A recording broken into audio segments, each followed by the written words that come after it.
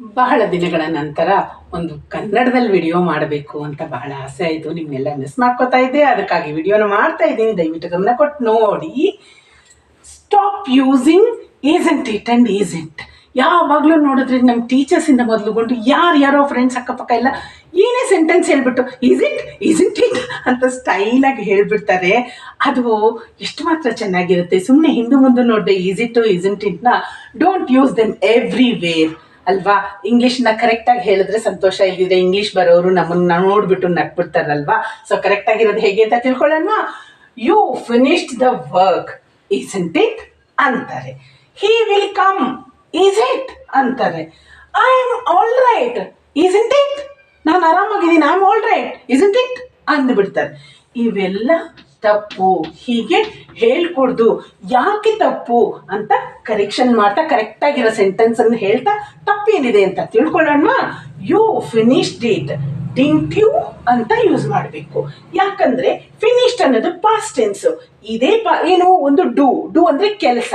ಏನು ಕೆಲಸ ಆಗಿದೆ? ಫಿನಿಶ್ ಆಗಿದೆ. ಫಿನಿಶ್ಡ್ ಅಂದ್ರೆ ಪಾಸ್ಟ್ ಟೆನ್ಸ್ ಆಗಿದೆ. ಡೂದು ಪಾಸ್ಟ್ ಟೆನ್ಸ್ ಏನು? ಡಿಡ್.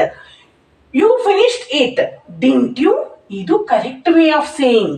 ಡಿಂಟ್ ಯು ಅಂತ ಕ್ವೆಶ್ಚನ್ ಪಾಸಿಟಿವ್ ಇದ್ದರೆ, ಸೆಂಟೆನ್ಸ್ ಪಾಸಿಟಿವ್ ಇದ್ರೆ ನೆಗೆಟಿವ್ ಕ್ವೆಶ್ಚನ್ ಟ್ಯಾಗ್ ಹಾಕಬೇಕು. You finished it, didn't you ಎಷ್ಟು ಚೆನ್ನಾಗಿರುತ್ತಲ್ವಾ.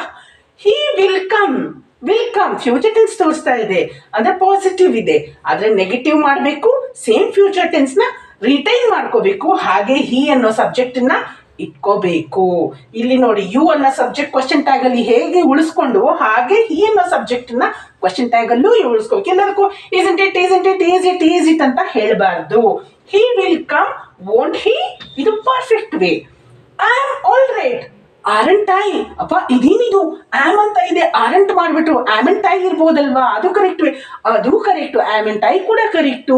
ಅದು ಯುಕೆನಲ್ಲಿ ಐರ್ಲೆಂಡ್ ಅಲ್ಲಿ ಸ್ವಲ್ಪ ಜನ ಇನ್ನು ಯೂಸ್ ಮಾಡ್ತಾರೆ. ಅದನ್ನ ಪ್ರೊನೌನ್ಸ್ ಆಮೆಂಟ್ ಐ ಅಂತ ಒಂಥರ ವಿಚಿತ್ರ ಪ್ರೊನೌನ್ಸ್ ಆಗುತ್ತಲ್ವಾ, ಅದು ಕಷ್ಟ ಅಂತೇಳಿ ಆರೆಂಟ್ ಐ ಅನ್ನೋದನ್ನ ಎಲ್ಲರೂ ಕ್ಯಾಶುವಲ್ ಆಗಿ, ನಾರ್ಮಲ್ ಆಗಿ, ಇನ್ಫಾರ್ಮಲ್ ಆಗಿ ಯೂಸ್ ಮಾಡ್ಕೊಂಡಿದ್ದಾರೆ.